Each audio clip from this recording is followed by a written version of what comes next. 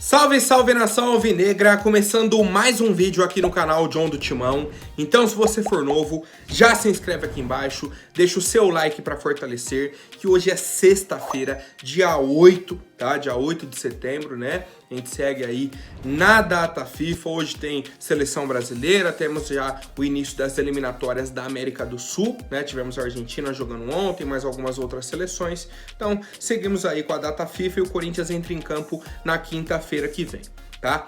Peço que vocês também me sigam nas redes sociais, vou deixar todos os links aqui embaixo na descrição. E é isso, família, vamos pra cima. Editor, pode rodar a vinheta. Salve o Corinthians!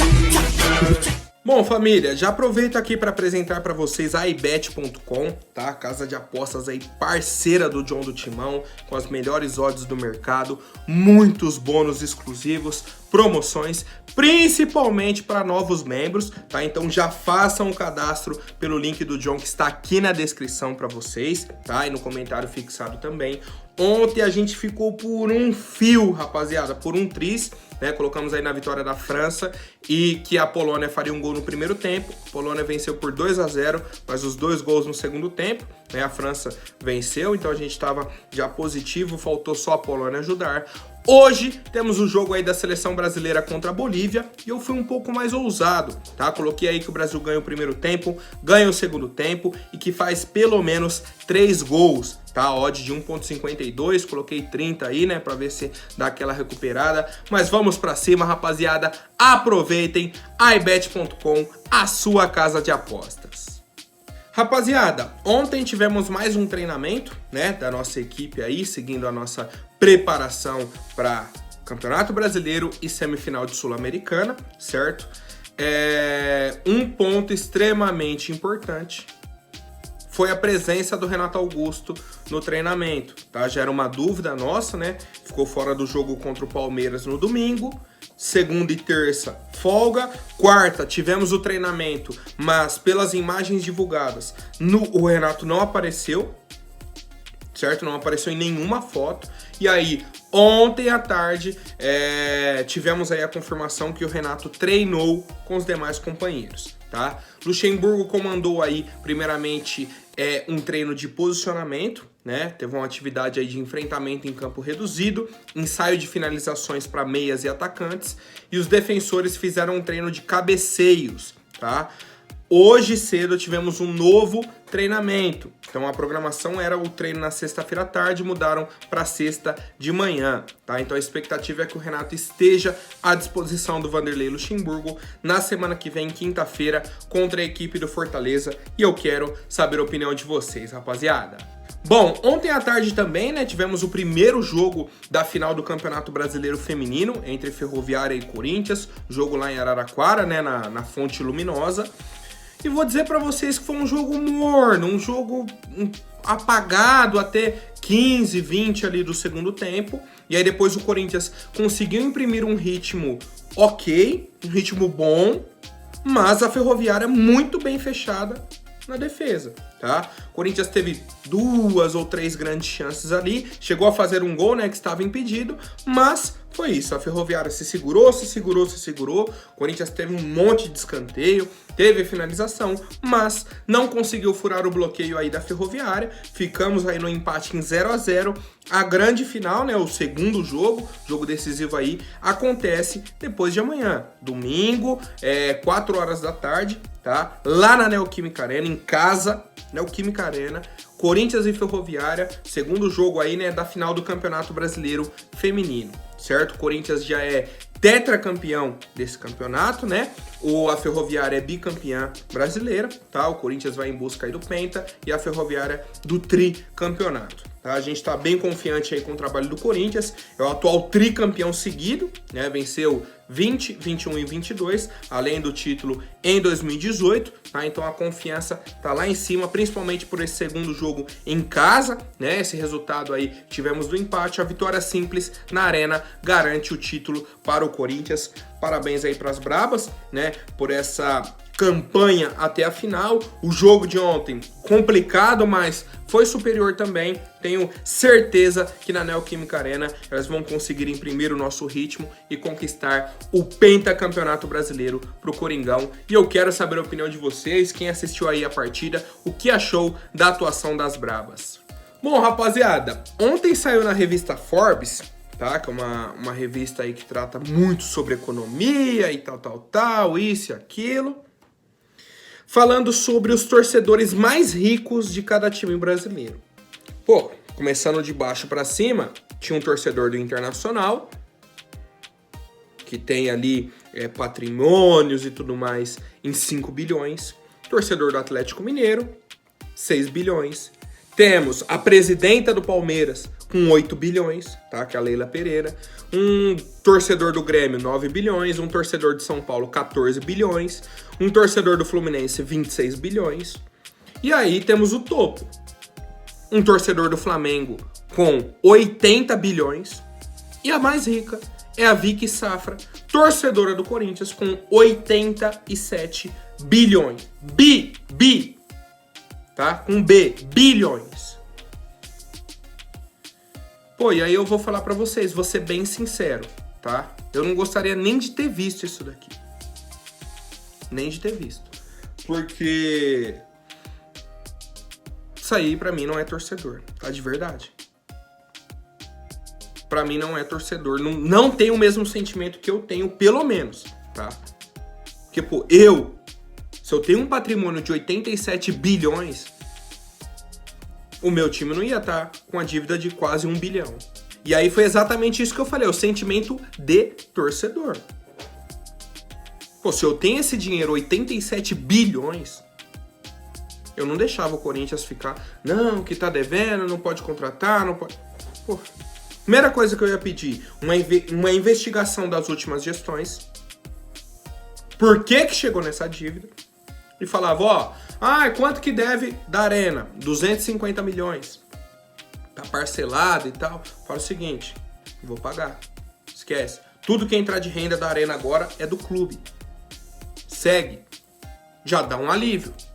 Já dá um alívio pro clube. Pô, mas deve isso, daquilo, isso. Vai reduzindo, pagando devagarinho. Uma pessoa que tem 87 bilhões pra ficar com 86... e salvar o clube, pô, eu, John do Timão, não pensaria 2 vezes. Mas, é aquilo, a Vicky Safra é da família detentora aí do Banco Safra, né? Esse é o ramo aí e tudo mais, eles têm muito, muito dinheiro, e aí ela pode simplesmente ter falado, qual é o seu time? O Corinthians, ponto. Mas não tem o sentimento de torcedor que eu tenho, que você tem. Que aí... o principal argumento pode ser, mas a pessoa vai só gastar o dinheiro? Vai lá, vai pagar? Ué, eu faço isso, você não faz isso? Eu pago o fiel torcedor, eu compro o ingresso, vou lá, vejo o jogo, eu compro uma camisa, eu compro um copo do jogo aqui, ó. Gastei dinheiro. É um lucro pro Corinthians. Eu sei que vai ser revertido de alguma forma pro clube. Na pior das hipóteses, vamos colocar, eu chegaria lá, então faz o seguinte, só para não ficar assim, ela tá dando dinheiro para salvar, faz o seguinte, vou fechar o patrocínio com o Corinthians, tá?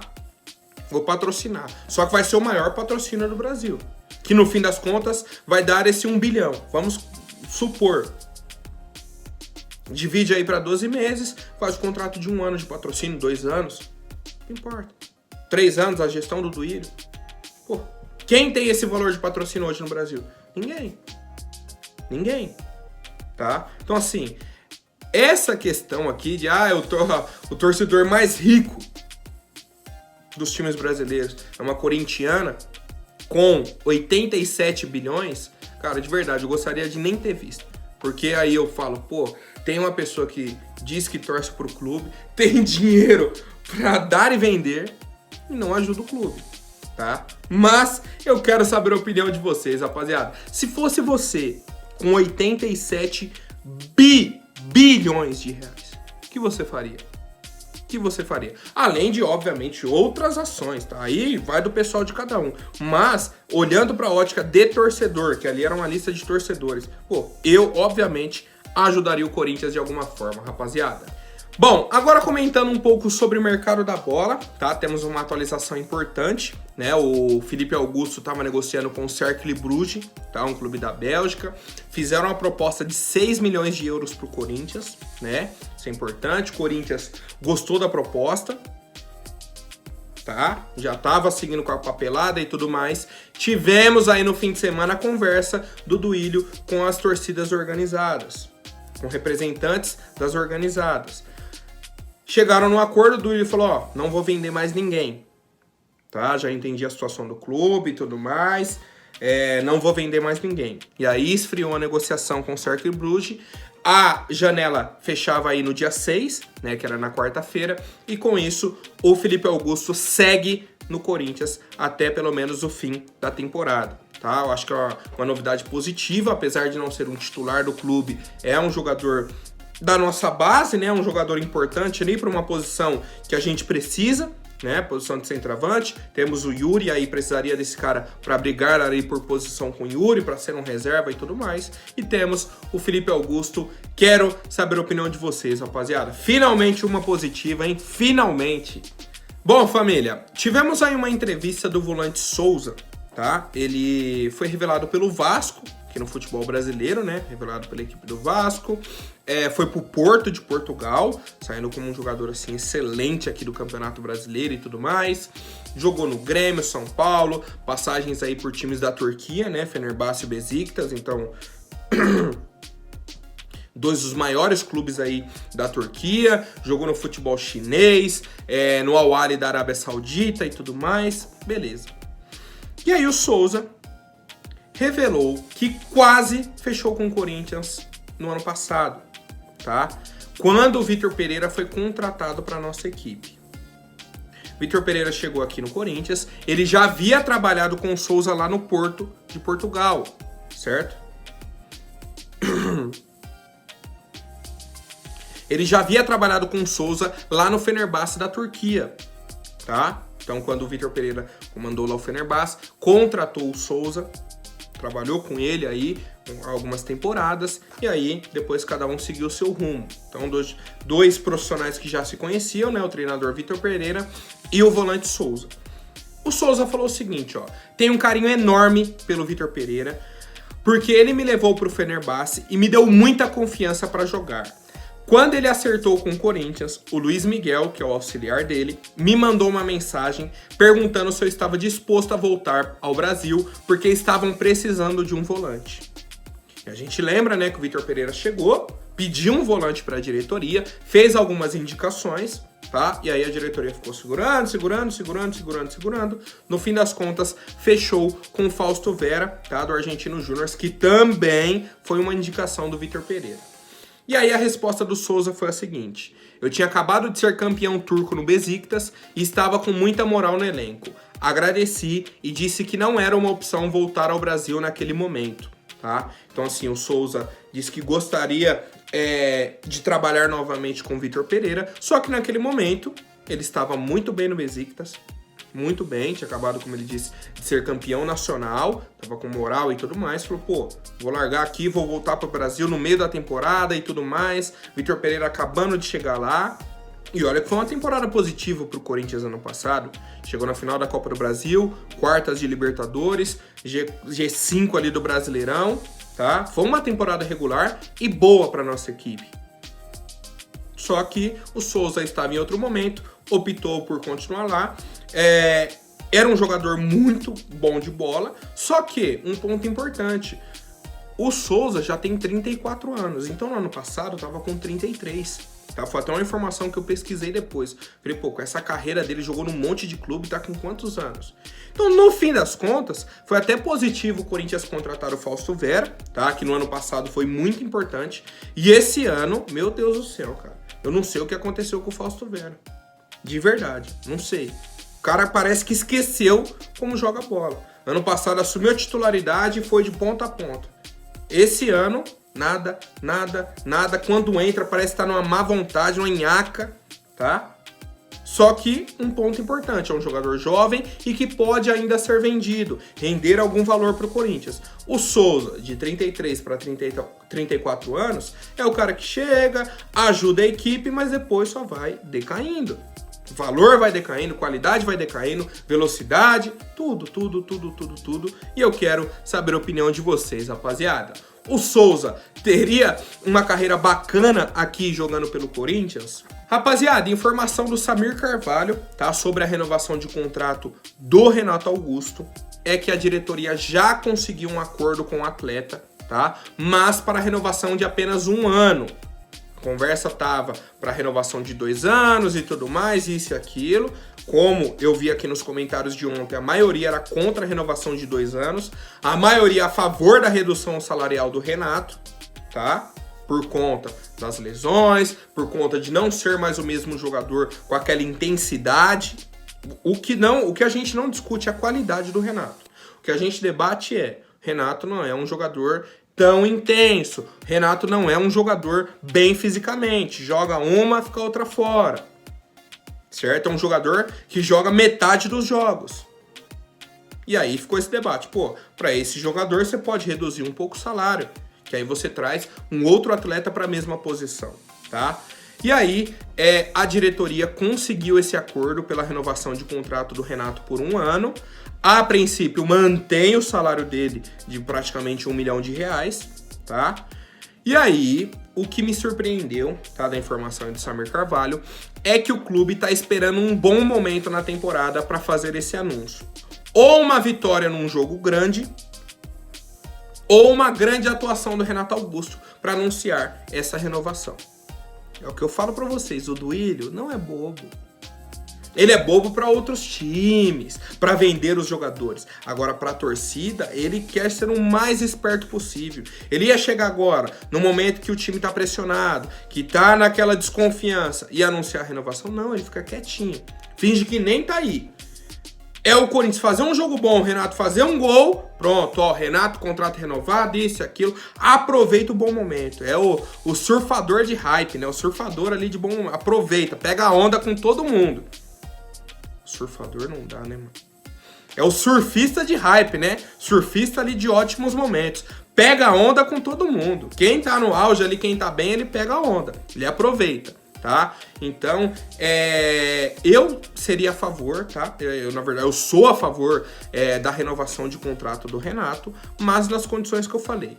1 ano, e aí provavelmente ou contrato de produtividade ou uma redução já fixa salarial do Renato. Aí beleza, renova com ele, é um jogador que vai ajudar a gente na próxima temporada, entra no segundo tempo das partidas, um outro jogo pode ser titular, mas não pode ser o cara do Corinthians para 2024. Porque a aposta já foi nisso para 2022, 2023. 22 correspondeu bem, 23 já nem tão bem. A tendência é o quê? Diminuindo. Como eu falei do Souza. Vai bater na idade? Vai diminuindo, vai diminuindo. Só que a nossa diretoria, por muitas vezes, não enxerga isso. Mas eu quero saber a opinião de vocês, rapaziada. Por hoje é isso. Amanhã eu volto com mais novidades sobre o nosso Coringão. Até mais. Um forte abraço e vai Corinthians.